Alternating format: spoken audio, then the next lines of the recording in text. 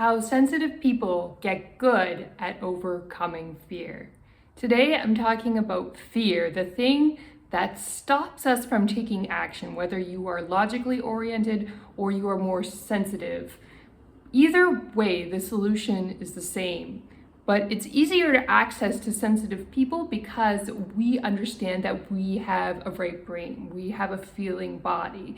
And when we understand that, and we know the world is more than just our thoughts, we can access that ability to clear up our fear so we're able to become more assertive and take action in spite of fear. So the first thing I want to clarify about facing your fear is that having confidence is not actually the same thing as facing your fear. It's sort of the basis that can potentially allow you to face your fear, and it's very good to have it. Confidence is a sense of emotion that you feel inside your body that, yes, I can do something, and yes, I can handle something. And it's a great thing to have. It's a great thing to develop because confidence is your friend in facing fear. However, let's say, for example, you're facing something very scary as a sensitive person and you have no confidence. Just because you have no confidence does not mean you can't face your fear. You actually can, and this is how you do it. So logical people are very locked into their worldview. They think the world is black and white and that the fearful object is never going to change. They're always going to be looking for the next predator to protect themselves from. We do have that protective nature as well as sensitive people. However, we have more control because we can tell that protective nature that it's time to back off. And how do we do that?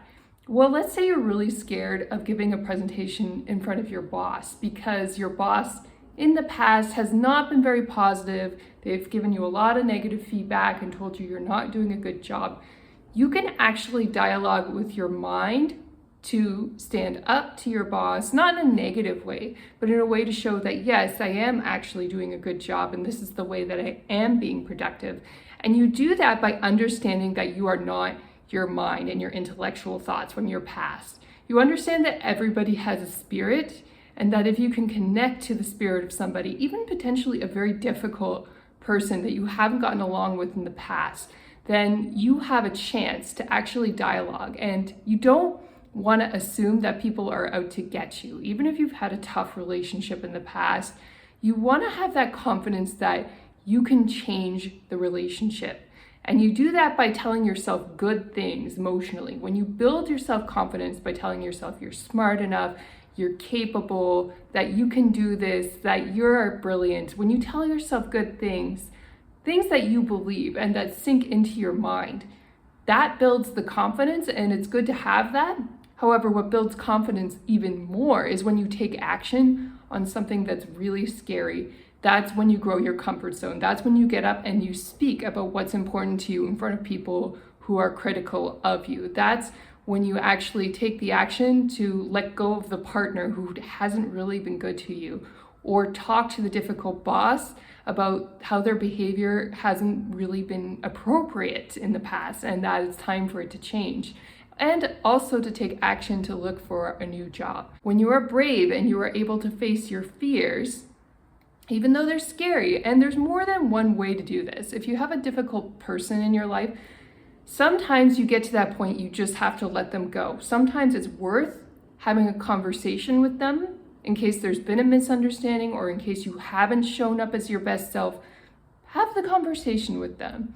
Be brave. However, if you've tried in the past to have the conversation and they've shut you down, then that's the point where you have to let them go. And if it's an employer, then you have to find another source of income, and then you need that bravery and that ability to face your fear to find the next thing that's going to support you financially. As sensitive people, we understand that we can find unlimited opportunities and we're not limited to the intellectual world that's around us, that there are invisible sources of help who come in and support us when we have genuine good intentions. And when we believe in that, good things can manifest into our lives with a little bit of faith.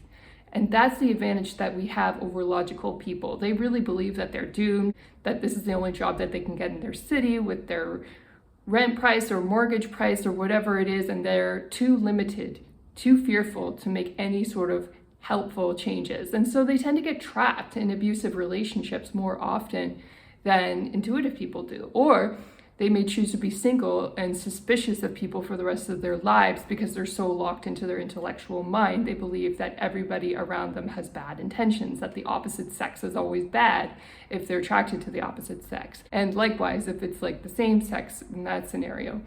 But you don't want to be locked into that negative, fearful mindset. You have to understand when those negative, fearful thoughts come up, you say, thank you so much for those negative, fearful thoughts that are trying to protect me. And then you understand that the world is bigger and that there are more opportunities, more resources out there than this person in front of you. One of the reasons why intuitive people can indulge fear and act like a logical person sometimes, it's because when the fear isn't there, you realize there's no real barriers to any goal, to anything you want to manifest.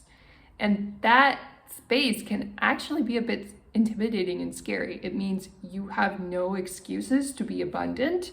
You have no excuses to be in an abusive relationship or in debt.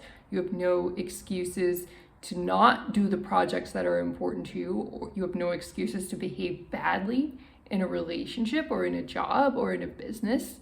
You have no excuses to be afraid of what's going on in the world, because your manifesting power is so great when you overcome fear that there is so much you can contribute. There is so much you can do.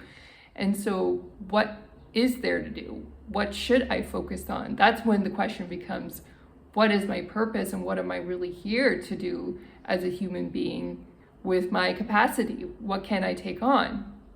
When you start thinking that way, you are able to really contribute something special to other people. You really have a purpose of being here on the planet, and that solves that problem of feeling like you have no purpose. That comes from being fearful. That comes from believing that the world as it is around you, black and white, is all there is to it, and that there's no opportunity to grow and actually do something meaningful with your life.